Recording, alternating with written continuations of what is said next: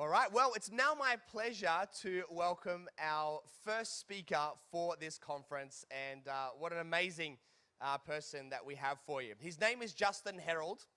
I'm guessing most of you would have heard the story and how he built an incredible business, starting at the age of 25 with just $50, and he turned that into a company that produced over $20 million in turnover. It was called Attitude, and he licensed that internationally and achieved massive success.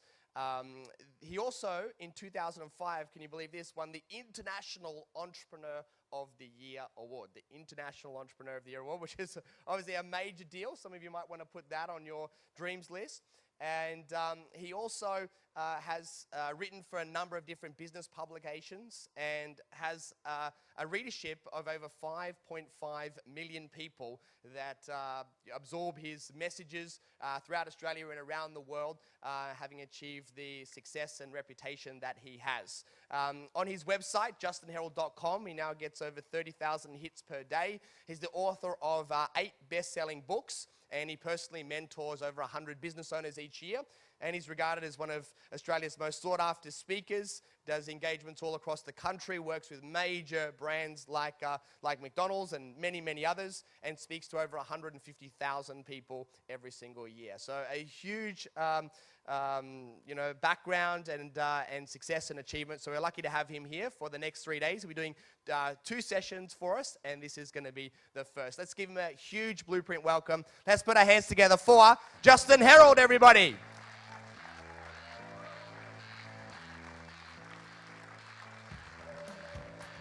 Thanks a lot. Thank you. I always find it funny when people standing ovation before a speaker starts, because I could suck. But I already feel unreal because he stood up. Look, anyone ever seen the Muppets? Remember the 2 old farts that sat up the top that didn't like anyone? Probably somewhere like this. Well, every time I speak, there's always 2 old fart Muppets in the audience, probably not here, but they just don't like me. Just so you know, I don't care. But in case you are one of those Muppets and you're thinking to yourself, well, what's your business credentials? Why are you on stage and not me? Hear it all the time. I'll give you my business credentials right from the start, so we can start from that perspective. Is that okay? I've never done a profit and loss, never done a forecast, never done a budget, never borrowed money, and the only thing I passed in school was recess. So that's my business credentials, right? But what I did do, and it's nice to be around people who did you notice that this boat's swaying? I didn't notice it until I stood up.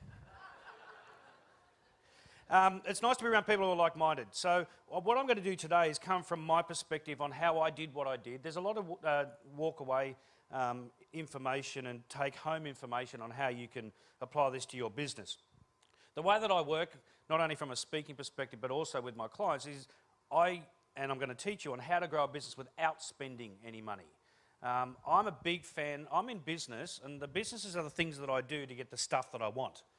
So the stuff that I want is the most important thing. That just means I need to do my business well to get the stuff that I want. I'm going through a Harley phase at this point in time in my life. I'm trying out this midlife crisis before I get there to see if it's going to be any good, and then I'll really hit it with a big crack. So I'm going to tell you the attitude story. Now, there's so many reasons why people decide to go in business. There's no right or wrong reason. Your reason's your reason, right? Some people go into business because they want a better lifestyle. Some people go into the business, which I don't understand this one, they want to be the master of their own destiny, whatever that is. I sat next to a numbnut on a plane recently. I hate sitting next to people on planes for one reason. If they're stupid, you're stuck with them, right? I'm not sure if anyone else has ever gone through this. So I sat down and I was on the front cover of the Voyeur magazine at this particular time. I was doing a corporate job recently, and a lady thought that the Voyeur magazine was a magazine about people to look through people's windows. I'm in that one too, but anyway, the Virgin magazine. So I sit down and the guy sits next to me and goes, I know who you are. Well, I said, well, that's good to know. And he said, I'm a businessman too. And I said, well, that's fantastic. He said, why did you start your business? And he said, I just wanted some spare time. I'm thinking, you're an idiot. We didn't talk much after that. But anyway, your reason for being in business is entirely your reason. Never let anyone say, well, that's pretty stupid for doing that. It doesn't matter. There's a lot of oxygen thieves out there. I'm not sure if anyone's ever come across them. People have got this great opinion, but they suck in their own life. So whatever you want to do, just do it with your best. For me, business was a thing that I didn't think that I was in, and I'm going to prove that and show you that. When you start a business, well, why you start a business is entirely up to you. For me, and I know this is going to shock a lot of people, well, actually, no, it probably won't. But my father is a minister, which I know you're thinking that, because I look so angelic. But my dad, when I was younger, was the head of the whole religion when I was growing up, which I've got no dramas with being in that whole thing. But the problem with being a minister's kid is there's always someone in the church that tells you how to live your life. And I've got that rare disease where I speak before I think. So when I was younger, people would say to me, Justin, you've got this problem in your life. And I'd go, well, you really suck in your own life. I'm not sure why you're telling me what to do. Which apparently you shouldn't say that to ministers' wives, I've learnt. But anyway, I was 1995, I was 25 years old. A lady came up to me and said, Justin, you've got an attitude problem. I said, no, I don't. She said, you answer everyone back. I said, well, no, I don't. And she said, until you stop doing that, you're going to end up in a scrap heap of life. The only reason I decided to start a business was wholly and solely, purely to upset this lady in my dad's church. That was my business plan. No more, no less. I didn't know, I'm not sure if anyone else in this room has also fallen into business where you decided to start something just because you just thought, no, that'd be a good idea. And then it turns into something, so which I actually quite like. So as we know, when you start a business, you've got to do research. So I went and did my financial research, which I went to the local ATM machine, I put my key card in it, and at age 25, I had $1.25 in the bank. So you can't upset someone with $1.25. So I rang up my little brother Dean and said, Dean, I need to borrow some money. He said, why? I said, because I want to piss off so-and-so in Dad's church. He goes, all right, here's $50. So with that, I was filthy rich. Then I went and did my market research. Now, my market research was pretty serious because I had a Mini back in those days, but I had no fuel in the Mini, and I didn't want to use my working capital for fuel, so my parents gave me $5.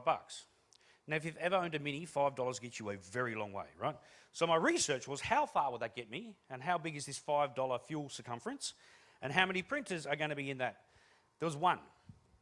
So I rang up Marty. Marty's one of my best mates. We used to do nothing together, and we're really good at it. I said, I'm going to start a business today. And he said, you know how? I said, nah. He said, can I come along and watch then? I said, come along and watch. So we went out.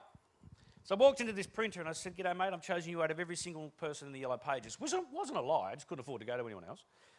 And he said, that's fantastic. And I said, I'm thinking the same thing. And he asked me a question I wasn't expecting. He said, well, how much money do you have? I said, well, I got $50. He said, well, you need $680 for the setup just to start. And I said, well, if I had $680, I just would have said to you, mate, I have $680. But as I just said to you, mate, I have $50. Can we just have the $50 conversation, not the $680 conversation, please? And he said, but I can't do it. I said, but you're missing the opportunity. And he said, what opportunity? I said, to make $50. It's a pretty simple conversation at this point in time. In the end, he said, I'll do it, but never tell anyone. And I remember saying to him back then, who is ever going to listen to me speak anyway? So we just won't tell him. Attitude started off as a slogan t-shirt brand. Slogans such as, it's all about luck, just ask any loser. I don't have an attitude problem, you have a perception problem. My personal favourite, sarcasm is just another service I provide. So I sold 3 of those shirts to 3 of my mates. One of them was my brother. And Dean said, I just gave you $50, why do I have to pay you $20 for a shirt? I said, because I'm a businessman, Dean, this is how it works. So I got 4 shirts made up. We all went to church the following Sunday, we all walked in at the same time, we all had the same t-shirt on, and we all sat on the front row, and this lady walked in and she was ticked. It's the best $50 I've ever spent in my entire life, right? Now, I wasn't expecting much from that. You know the one thing, I'm a little bit different, I'm not saying the opposite is wrong, but I think sometimes people aim too far out when it comes to goal setting, right? I've never done a 5-year goal, 2-year goal, 1-year goal. No, I just have a 1-day goal, and that's results. I want results. So if I do results every day, there's 365 days worth of results. Because my focus is on the stuff, or the stuff outside of my business, that's my focus. What I do inside my business just gets me, are we following where I'm going here? That's the way my head works, because I just, if I had to write something down, I'd lose the piece of paper anyway. So anyway, I wasn't really expecting anything from that. I just wanted to upset the lady and come up with another idea the following Sunday to upset her even more. But on that day, people come up and said 2 things I wasn't expecting. Number 1, really like your t-shirt. I said, oh, thank you. Number 2, can I buy one? I hadn't thought that far ahead. I said, I suppose you can. And the only time I'll talk about the figures and how the business went is now, just to show you where we went, and we'll get back to here. I'm a very big believer in growing a business organically. There's a natural progression to every business. It can naturally go well, or it can naturally go not well. We've got to figure out what that natural thing is before we can go and work on it, if that makes sense. I think too many people put their hands on things before they know where it's going to go. So I sold I made 3 shirts, or sold 3 shirts to my mates. Those I could sell, and because I'm very big on every time you sell one thing, you've got at least to be able to make 2 more. So I sold those 3 shirts. Then I could go make 6 shirts. Sold those 6, could make 12, 24, 48, 96, need a calculator after that. But that's the way that the business grew.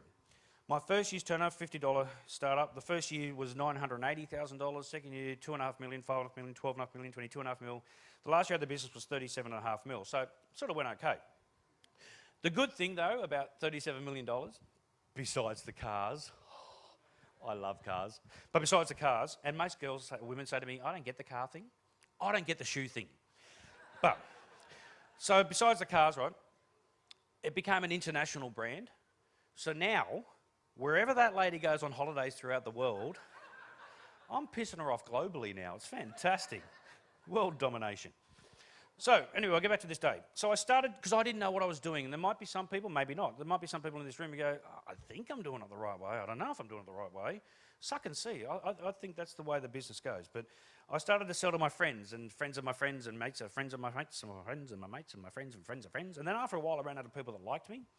So I thought, well, I can't really sell to the people that don't. And then I had a brilliant idea, because I'm an ideas man. I thought, hang on, there's shops out there that sell clothing. And I have clothing. I need to go and see these people. So I did. And this is the conversation I had with the first shop that I ever went to. It was in Sydney. I walked in. I said to the guy, "G'day, I'm from Attitude." He goes, "I've never heard of it." I said, "Well, you wouldn't have, because I haven't told you about it yet."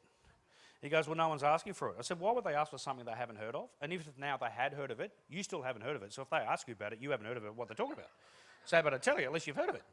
And he goes, "Well, there's no demand." I said, "There's no demand because no one's freaking asking for it, mate. No one's asking for it because you're not even going to let me tell you about it. So how about I tell you about it?" And you're going to go, "Oh, yeah, that might be a bad idea. Let me go put a little bit up the back. Right where no one can find it, I'm going to put it in my shop." And then one day someone's going to come into your store and say, "Excuse me, do you have anything new I've never heard of before?"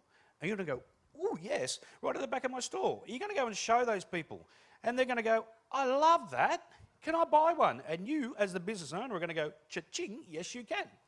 They're going to wear it to their mate's barbecue probably 2 weeks later, and the mates are going to go, "Love that shirt. Where'd you get that one from?" And they're going to say, "From your shirt store."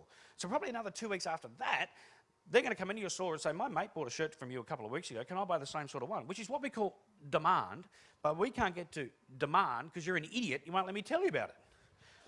You know what he said to me? "When there's demand, come back and see me." Has anyone ever met a stupid person? You might have customers or clients like that, right? Now, it's illegal to hit them now. We're not allowed to hit them anymore. But this next thing is the number one thing that people email me and go, "You know what? That really works."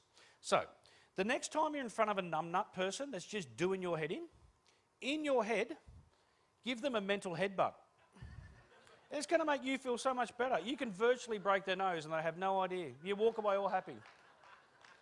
So, I left that store all dejected, right? I was doing, remember Muttley? Doing that, having this whole pity party. I know none of you have. I rock at pity parties. I love having, I still do it to this day. Anyway, I get back to my car, and I had an epiphany. Now, I don't know how to spell it, but I do know I had one. Up until that point, I was listening to every single person around me tell me what I should be doing in my business. Anyone have people like that around you? Don't they suck? So anyway, which are all my friends. And I figured out at that minute, they're all on the dole. They don't know what they're talking about. So I decided from that day and that day on, and I've never gone away from this. Nothing that I'm going to say today is, as Oprah says, is going to be an aha moment. Everything I believe when it comes to success is common sense. The problem is I think a lot of us we tend to overcomplicate it because we think it's supposed to be hard. I don't think it is hard. But I decided from that day that I'm going to run my business one way and one way only. Never gone away from this. And that was wholly and solely through my personality. Now, if you don't have a personality, we are selling them at the back of the room on the way out. 2 for the price of 1 today. Cruise special. So, because what makes you you is what's going to attract people to you. What you sell is secondary. You could be the best person under the sun. People will be attracted to that. They'll believe you a lot more. You could have the best product under the sun and be a narky person. You're not going to last very long. So people are attracted to people. So I thought, you know what? I'm just going to be me. And the me that I am, this is the thing that shocks most people. I am not a serious person. I know. Shocked. So I thought, you know what? I'm going to have fun doing this whole business thing. Because if it works, I've had fun. If it doesn't work, I've had fun. I'm all about having fun. So I thought, all right. Ring up 4 of my mates when I'm sitting in the car park of this surf store. I said, I need you guys to come over tonight. They said, why? I'm having a board meeting, because I'm a businessman. They come over that night, they said, what's up? I said, well, one of you to ring this surf store once a week, and this is all I want you to say. Week 1, ring, ring. Hello, do you have any attitude gear? No, we don't. Week 2, hello, do you have any attitude gear? No, not yet. Hello. Week 3, hello, do you have any attitude gear? No, but a few people have been asking for that brand. Really? Week 4, do you have any attitude gear? And the guy goes, no, we're waiting for the rep to come back in because there's such a demand for his brand. No demand, just me and my 4 mates ringing up the same guy, really. You know what? If you want to sell to someone, the best thing to do is not talk. What they say will tell you how to sell to them. Because I didn't hear this guy say, I don't like it. I heard him say, no one's asking for it. So I thought, I'll just get people to ask for it then. To me, that's common sense. So the following week, I went in to this store. Now, I didn't know, but 2 brothers owned the surf store. So luckily for me, the second brother was there this time. So I walked in, had all my stuff in my bag and everything, put it down. I said, g'day, I'm from this brand you probably never heard of. And he goes, what's it called? So, Attitude. He goes, stop. He goes, everyone is asking for your brand right now. Just me and my 4 mates. Put an order in. It was $1,587. It was time for financial retirement back in those days for me, right? Sold out, though, in 2 weeks.